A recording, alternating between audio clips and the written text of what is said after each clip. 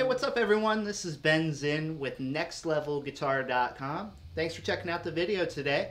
Continuing with our Inspired by video lessons, we're going to take a look at some strategies for injecting a little bit of soul flavor, some R&B styles into your pop chord progressions. So let's check them out.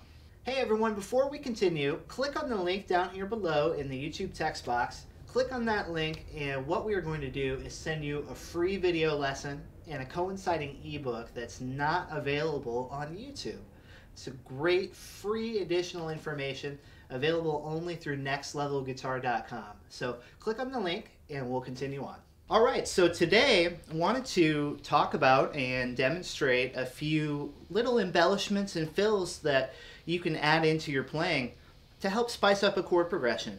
A lot of times if you're playing a pop tune, the harmony is pretty simple. Maybe you're just playing a few chords, but there's always so much more you can do with that by just injecting a little bit of embellishments, a little bit of creativity to the progression. So that's what I'd like to go over today. But to start, let's take a look at the example progression, and we'll look at how we can build that by adding some R&B soul flavored fills. Basically, I'm playing a 4-chord progression. We're going to start with a D major bar chord. Next, I'm going to move to a G.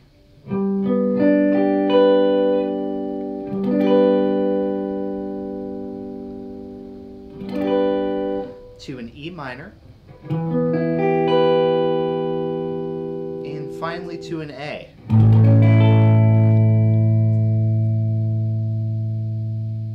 So those are my chords, and the basic groove or underlying rhythm is going to go something like this.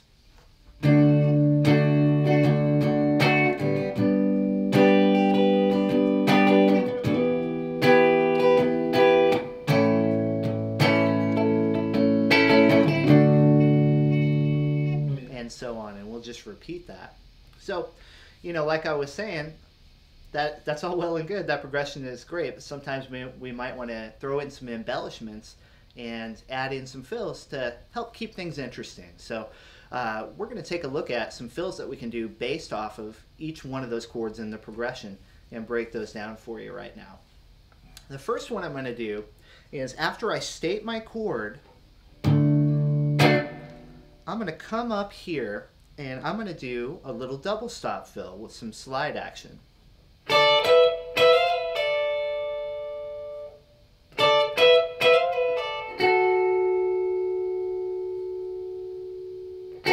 So you're barring across on strings 1 and 2 here, and then you're doing a quick slide up from the 12th fret to the 13th fret and right back. Kind of a little twitch of a slide. That's how I like to think about that. Almost like your finger is kind of spasming into that next set of notes right there.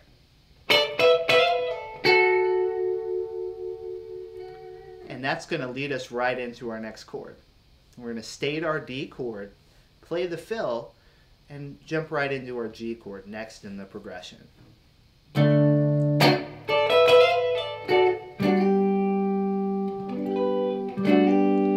And so now on the G chord, what we're doing here is we're hammering into the chord. We'll recall from earlier, that's our chord form. Now what I'm going to do in this case is I'm going to pre-bar at the 7th fret.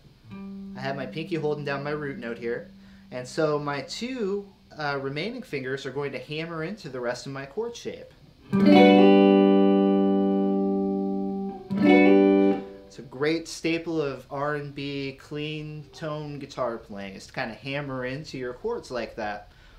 Just one other additional way that you can approach playing a chord that way is to hammer into it. So that's what we'll do to start off our G chord. And from here, right within my position and out of that shape, I'm going to do a little bit of hammering on and pulling off as a fill here.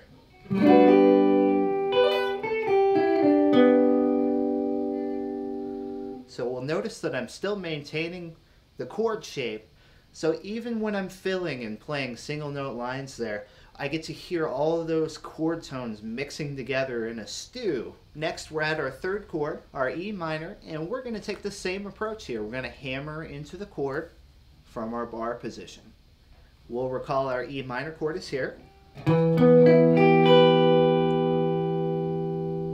have my index finger barring 5 strings, and so I'm going to attempt to bar, or rather hammer into the rest of my chord shape.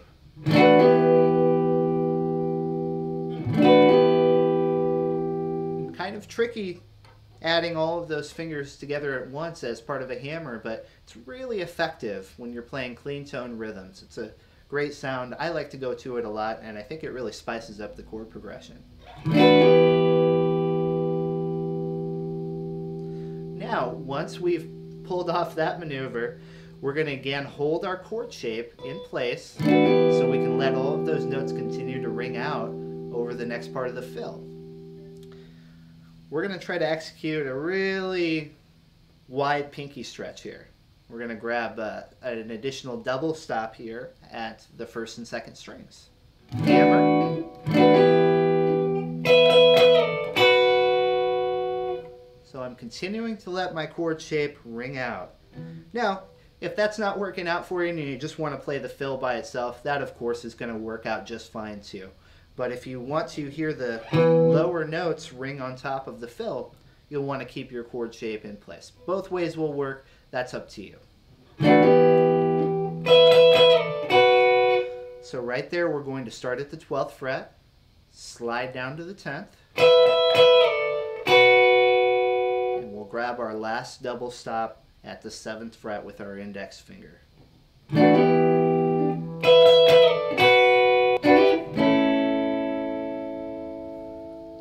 So to work our way into the final chord, after I execute my double stop slides here, I'm now going to strike 3 strings, barring with my index finger, strings 1, 2, and 3, and hammer into the top portion of my chord, similar to what we did when we first started the E minor. I'm playing 3 strings and hammering 2 notes here. Right into our final chord, the A chord. And this is just a truncated or a smaller version of the full 6-string bar chord form. That's our full form, and we're just going to grab the top 4 strings here.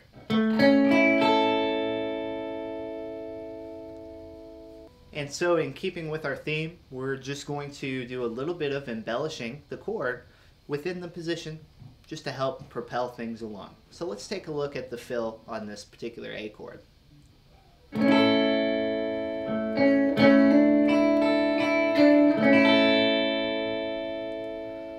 So by hammering on with the pinky to the 7th fret on the 3rd string, we're creating a sus4 sound right there, which is a great way to build just a little bit of tension within your chord and resolve right back to the major sound. Starting on a major chord, going to that sus4 sound, and then back to the A chord. Okay everybody, thank you so much for joining us today. Hopefully you took away some of these embellishments and fills that we learned today and you can incorporate them into your own playing. That's what this is all about. It's all about taking some of the ideas that you're learning in our video lessons and bringing them into your own style. So have fun with that. Check it out. Enjoy. Check out our other video lessons. Make sure you head over to the website nextlevelguitar.com. It's a great resource for players of all skill levels, all styles. We have so much good stuff there. You could be playing and learning things for days and just get lost in it. A lot of fun. So nextlevelguitar.com. Head on over there and I will see you guys next time. Oh, that red light, there it is, that red light.